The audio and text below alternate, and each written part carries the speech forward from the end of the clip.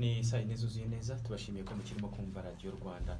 Muri iki gihe amashuri yafunze kugeza mu kwezi kwa cyenda kubera kwirinda icyorezo cya coronavirus. Abarimu bigisha mu mashuri ya leta baracyahembwa, ariko abenshi mu mashuri yigenga yo bamaze guhagarikirwa amasezerano bari bafitanye.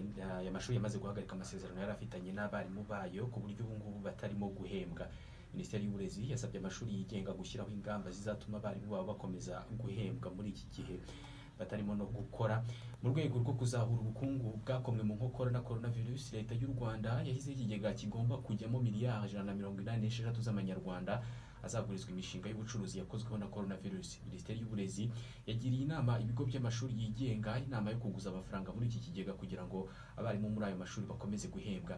Iyi minisiteri kandi yasabye amashuri makuru yigenga kuzashaka uburyo bwo kubona andi mikoro atavuye mu mafaranga y'ishuri gusa, kugira ngo ubutaha bajye babona uko abakozi babo bashobora kubaho igihe habayeho impamvu zituma bahagarika akazi mu gihe runaka.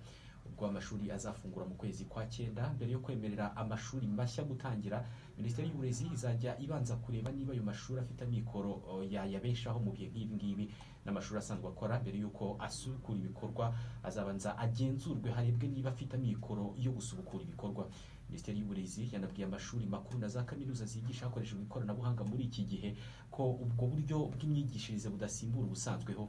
Iyi minisiteri yavuze ibi ngibi kubera ko hari amashuri yatangiye kwishyuza abanyeshuri amafaranga y'uko babigisha hakoreshejwe ikoranabuhanga.